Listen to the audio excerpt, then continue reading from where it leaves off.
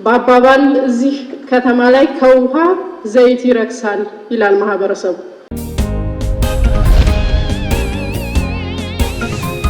የተከበራችሁ የዛራ ሚዲያ ቤተሰቦች እንደምን አላችሁ? ለዛሬ ያዝናቸው መረጃዎች እንደሚከተለው ይቀርባሉ። ከኛ ጋር ቆዩ በአክብሮት እንጋብዛለን። የመጠጥ ውሃ ከዘይት በላይ ተወደደብን ያሉ ኢትዮጵያውያን ጉዳይ መወያያ ሆኗል። እንዴት እነግራችኋለን። አቶ ታዬ ደንደአ በድጋሚ ታሰሩ። ፍርድ ቤቱ የቀድሞ የሰላም ሚኒስትር ዴኤታ አቶ ታዬ ደንደአ ነፃ የተባሉበት ሁለት ክሶች በድጋሚ ክርክር እንዲደረግባቸው አዟል። ዝርዝሩን ይዘናል። የብልጽግናው መንግስት የምስራቅ አፍሪካ አማካሪ የሚል ስልጣን የተሰጣቸው አዲሱ የኦህዴድ ተሿሚ አቶ ጌታቸው ረዳና የብሔራዊ መረጃና ደህንነት አገልግሎት ኃላፊ አምባሳደር ረድዋን ሁሴን ወደ ሱዳን ተጉዘዋል። ስለ ጉዞው ተጨማሪ መረጃዎችን ይዘናል። የደቡብ ጥምረት ለፍትሃዊት ኢትዮጵያ ሴፍ ኢትዮጵያ የተባለ ከቀድሞው የደቡብ ብሔር ብሔረሰቦችና ህዝቦች ክልል የወጡትን 4 ክልሎች መሰረት ያደረገ መንግስታዊ ያልሆነ ተቋም መመስረቱ ተገለጸ። ዝርዝር መረጃው እጃችን ገብቷል፣ ትሰሙታላችሁ። በኢትዮጵያ በኤምፖክስ የሚያዙ ሰዎች ቁጥር ሊጨምር እንደሚችል ተገለጸ። ተጨማሪ መረጃዎች አሉን። ከዛራ ሚዲያ ጋር ስትቆዩ እነዚህን ትሰማላችሁ። አብረን እንቆይ። በሰሜን ወሎ ዞን ቡግና ወረዳ አይና ከተማ ከፍተኛ የሆነ የንጹህ መጠጥ ውሃ ችግር ያለበት፣ ህፃናት፣ ሴቶችና ወጣቶች ለውሃ ፍለጋ ረጅም ሰዓት የሚንከራተቱበት፣ የትምህርት ሰዓታቸውን የሚያጠፉበት፣ ለከፍተኛ እንግልት እየተዳረገ ያለ ከተማ ነው።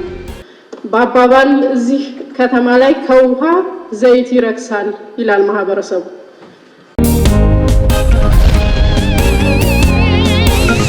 የጌዴኦ ዞን ያለው የንጹህ መጠጥ ውሃ ተደራሽነት እጅግ ዝቅተኛ ከመሆኑም በላይ የውሃ ሽፋኑም 31% ነው። አብዛኛው የጌዴኦ በአነስተኛ ከተሞችና በመንደር የተሰባሰበ ቢሆንም አብዛኛው ህዝብ የንጹህ ውሃ መጠጥ ውሃ ተጠቃሚ አይደለም። ሌላው ቀርቶ ከትላልቅ ከተሞቹ የይርጋ ጨፌ ከተማ ንጹህ የመጠጥ ውሃ የለውም። ወናጎ ከተማም ንጹህ የመጠጥ ውሃ የለውም። ለነዚህ ከተሞች ከዛሬ 30 ዓመት በፊት የተቆፈረላቸው የውሃ ጉድጓዶች ውሃ ማመንጨት አቁመው ለከፍተኛ የውሃ እጥረት የተዳረጉ ከተሞች ናቸው። የተከበሩ ወይዘሮ ቅድስት አርአያ በብልጽግናው የህዝብ ተወካዮች ምክር ቤት በሰሜን ወሎ ዞን የቡግና ወረዳ ተወካይ ናቸው። አቶ ብርሃኑ ጎበና ደግሞ የገድኦ ዞን ተወካይ ናቸው።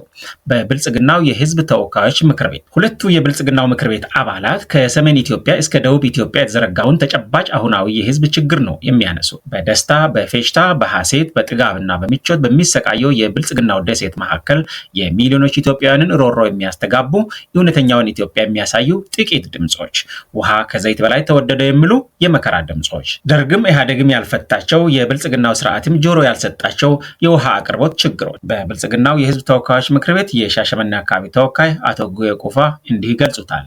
እስካሁን የምንጠቀመው በ1939 ዓ.ም ከ48 ዓመት በፊት ለ80 ሺህ ህዝብ ታስቦ በተገነባ የውሃ ጉድጓድ መስመር ሲሆን በአሁኑ ጊዜ የህዝቡ ብዛት 371138 በመድረሱና የተጠቃሚ ቁጥር ከመጠን በላይ በመጨመሩን ለከፍተኛ የውሃ እጥረት በመጋለጣችን መፍትሄ እንሻለን ይላሉ። በቅርቡ በኦሮሚያ ክልል ምዕራብ ሸዋ ዞን በብዙ ወረዳዎች ውሃና መብራት ለረጅም ጊዜ በመጥፋታቸው በቱሉ ቦሎ ከተማ ኦኦ ጸበል በሚባል ቦታ የጉድጓድ ውሃ ለመቅዳት በተፈጠረ መገፋፋት ምክንያት አንዲት ነፍሰ ጡር እናትን ጨምሮ 3 ሰዎች መሞታቸውን መዘገባችንም የሚታወስ። በአሁኑ ሰዓት ንጹህ የመጠጥ ውሃ የሚያገኙ ኢትዮጵያውያን ከጠቅላላው ህዝብ ከ40 በመቶ እንደማይበልጡ፣ በገጠር ደግሞ እስከ 70 በመቶ የንጹህ መጠጥ ውሃ እንደማያገኙ ሰሞኑን በዋለው የብልጽግናው ምክር ቤት በስፋት ተነስቷል። ይህ እንግዲህ የብልጽግናዋ ኢትዮጵያ ተጨባጭ እውነታ ነው። ከወዲህ ደግሞ በተጎሳቆለችው ኢትዮጵያ ውስጥ የብልጽግናውን ደሴት የሚመሩት ጠቅላይ ሚኒስትር በዛሬው ዕለት በማዕከላዊ ኢትዮጵያ ሀላባ ዞንን በጎበኙበት ወቅት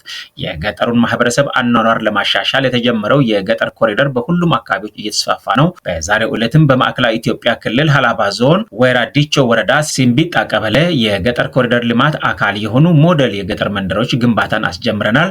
ሞዴል የገጠር መንደሮቹ ቀላል ወጪ የሚጠይቁና በአካባቢው በሚገኙ ግብአቶች የሚገነቡ ሲሆኑ አርሶ አደሩም ጤናማና ክብር ያለው ህይወት እንዲኖር የሚያስችሉ ናቸው ብለዋል። የጠቅላይ ሚኒስትሩ የኮሪደር ፕሮጀክት የገጠሩን ህዝብ የመጠጥ ውሃ ችግርና ሌሎችን ማህበራዊ ችግሮች በምን መልኩ እንደሚፈታ የሚያሳይ ፍኖተ ካርታ ተሞክሮው ከየት እንደተቀመረ፣ የኮሪደር ፕሮግራሙ በምን ዝርዝር እቅድ እንደሚመራ፣ የጠቅላይ ሚኒስትሩ የኮሪደር ፕሮጀክት የገጠሩን ህዝብ የመጠጥ ውሃ ችግርና ሌሎችንም ማህበራዊ ችግሮች በምን መልኩ እንደሚፈታ የሚያሳይ ፍኖተ ካርታ ተሞክሮው ከየት እንደተቀመረ፣ የኮሪደር ፕሮግራሙ በምን ዝርዝር እቅድ እንደሚመራ፣ የፕሮጀክት እቅዱና በጀቱ በየትኛው ምክር ቤት ተፈትሾ እንደጸደቀ፣ በኮሪደር ፕሮጀክቱ የሚተገበረው የክትትልና ግምገማ እንዲሁም የተጠያቂነት ስርዓት የትኛው እንደሆነ ጠቅላይ ሚኒስትሩ አላብራሩም።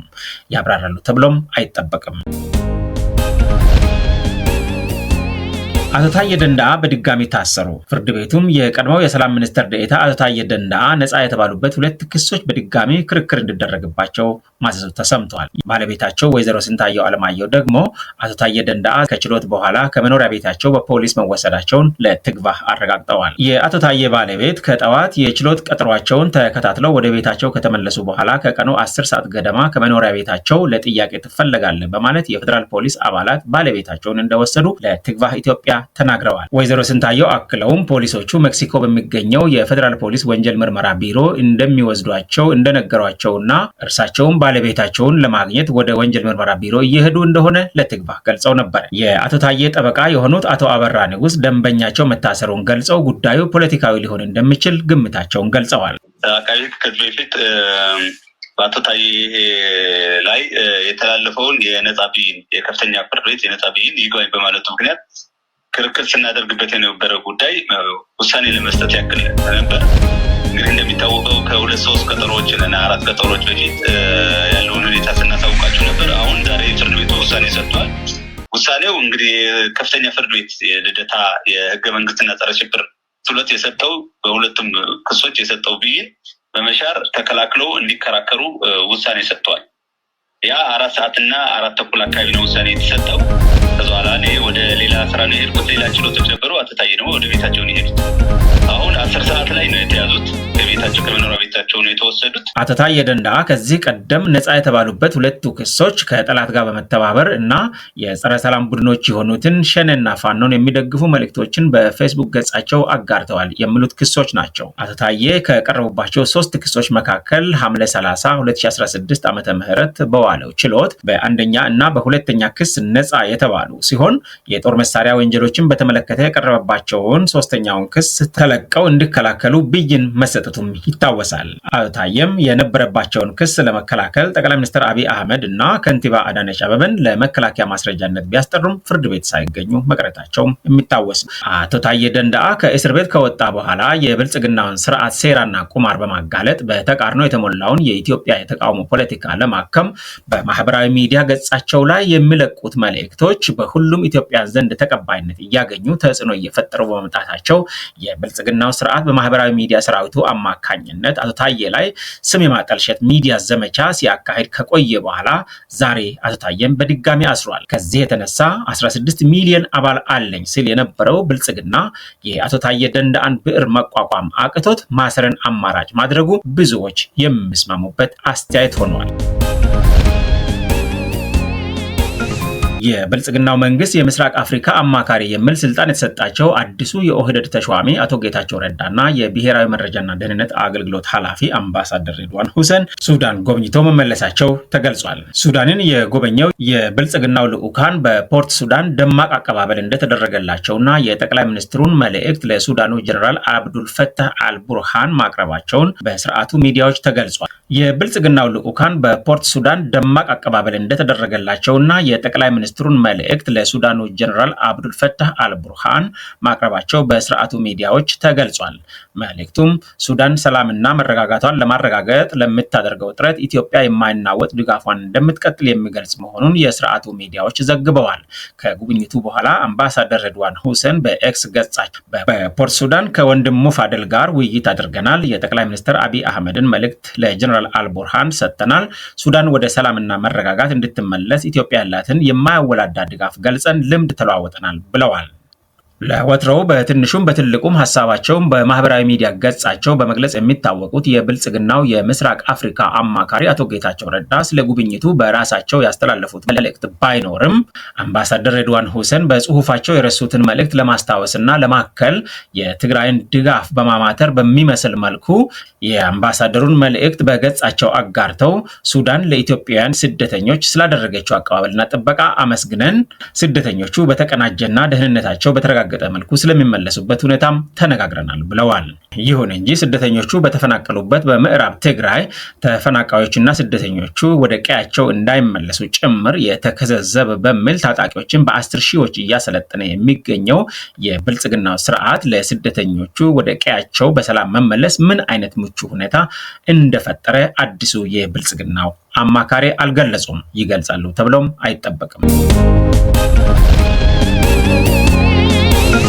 ሳቨን አሊያንስ ፎር ኢኩዊታብል ኢትዮጵያ ሴፍ ኢትዮጵያ የደቡብ ጥምረት ለፍትሃዊት ኢትዮጵያ የዛሬ ሳምንት ሰኞ ግንቦት 18 2017 ባወጣው መግለጫ ድርጅቱ ሀገር ውስጥና ከሀገር ውጭ በተለያዩ የዓለም ክፍሎች ባሉ ከቀድሞው የደቡብ ብሔር ብሔረሰቦችና ህዝቦች ክልል ማህበረሰቦች በተውጣጡ ምሁራን፣ የማህበረሰብ አንቂዎች፣ የማህበረሰብ መሪዎችና ታዋቂ ግለሰቦች ተመስርቶ በአገረ አሜሪካን በኦሬጎን ግዛት የተመዘገበ መሆኑን ገልጸዋል። ከፖለቲካ ወገንተኝነት ነፃ የሆነውን ይህን መንግስታዊ ያልሆነ ድርጅት መመስረት ያስፈለገው ዛሬ በአራት ክልሎች ያሉት ከዚህ ቀደም የደቡብ ብሔር ብሔረሰቦችና ህዝቦች ክልል የነበሩት ማህበረሰቦች በኢትዮጵያ ሀገረ መንግስት ግንባታ ሂደት ውስጥ ታሪካዊና መዋቅራዊ ጭቆናን፣ መገለልን ያስተናገዱ ዛሬም የትናንትናው መዋቅራዊ መገፋት ባስከተለው ተጽዕኖ ምክንያት በፖለቲካ በኢኮኖሚና በማህበራዊ ዘርፎች መገፋት በተለያየ መልኩና በተለያየ ደረጃ ተባብሶ የቀጠለ በመሆኑና በመጪውም ጊዜ የእነዚህ ህዝቦች ሁለንተናዊ መገፋት እየተባባሰ እንደሚቀጥል አሳማኝ አመላካቾች በመኖራቸው ይህንን የጭቆናና የመገፋት ዑደት መስበር በማስፈለጉ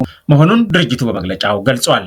በእነዚህ አራት ክልሎች የሚገኙት ማህበረሰቦች በብዝሃ ቋንቋ፣ በብዝሃ ባህልና በብዝሃ ማንነት የሚገለጹ እምቅ ኢኮኖሚያዊና ማህበራዊ ፖለቲካዊ አቅም ያላቸው ለረጅም ክፍለ ዘመናት የዳበረ የጋራ ስነልቦና ያላቸው በስልጣኔያቸው ባፈሯቸው ጥበቦችና ምርቶች ሰፊ የንግድና የባህል መስተጋብር ፈጥረው የኖሩ የክፍለ አህጉሩ የስልጣኔ መሰረቶች የነበሩ ቢሆኑም እንደ አውሮፓ ዘመን አቆጣጠር በ1897 ዓመተ ምህረት ሙሉ በሙሉ በኢትዮጵያ አገረ መንግስት ከታቀፉበት ጊዜ አንስቶ በመጀመሪያ በአጼዎቹ የገባር ስርዓት መሬታቸውን ተነጥቀው በገዛ መሬታቸው ላይ ጭሰኛ በመደረግ የጋራ ጭቆናን ያሳለፉ፣ በደርግ ዘመንም ራስን በራስ የማስተዳደር ዴሞክራሲያዊ መብታቸውን ተነፍገው ጭቆና ተጭኖባቸው የቆዩ፣ በዘመነ ኢህአዴግም በህገ መንግስቱ የተጻፈው ራስን በራስ የማስተዳደር ህገ መንግስታዊ መብቶች ሙሉ በሙሉ ሳይረጋገጥላቸው የቆዩ፣ ዛሬም በብልጽግናው ስርዓት በባሰ ሁኔታ ከፖለቲካ ከልማትና ከመልካም አስተዳደር ተገልለው ያሉ ናቸው ስል መግለጫው ያትታል። በመሆኑም ከትውልድ ትውልድ ሲሸጋገር የመጣውን በእነዚህ ህዝቦች ላይ ሲፈጸም የነበረውንና ዛሬም የቀጠለውን የጋራ መዋቅራዊ ጭቆና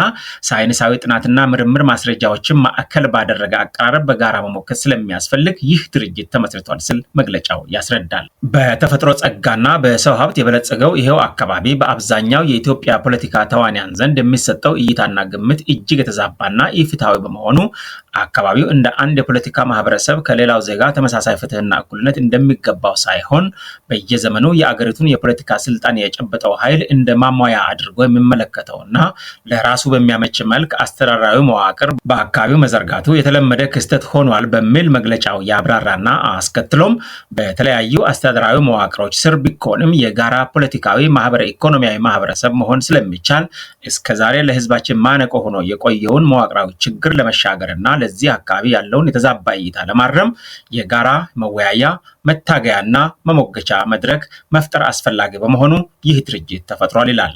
ህዝባችን ዛሬ ያለበት ጉስቁልና ዛሬ በድንገት የተከሰተ ሳይሆን ከትውልድ ትውልድ ሲተላለፍና ሲከማች የቆየ መዋቅራዊ የመገፋት ችግር ውጤት ነው የሚለው ድርጅቱ ዛሬ ያለው የብልጽግና ስርዓትም በቀድሞዎቹ ስርዓቶች በህዝባችን ላይ የተጫኑትን መዋቅራዊ ችግሮች ከመፍታት ወይም እንዲፈቱ ከመጣር ይልቅ በሚከተለው የተሳሳተ ፖሊሲ ችግሮቹ የበለጠ እንዲወሳሰቡና እንዲባባሱ ማድረጉን ቀጥሏል።